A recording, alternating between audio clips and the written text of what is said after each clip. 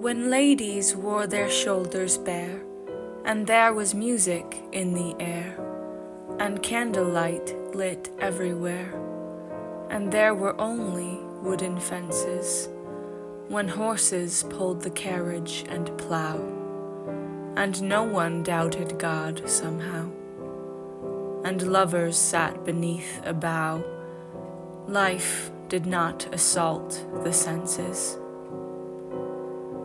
That time is lost now, it seems. There is no space for anyone's dreams. All is brash and loud and coarse. The engine has replaced the horse. I sit and pine for what is lost, the beauty of the past. I do not know the why or how. I only know with sadness, somehow, the vulgar, loud and lewd, has replaced nature's quietude.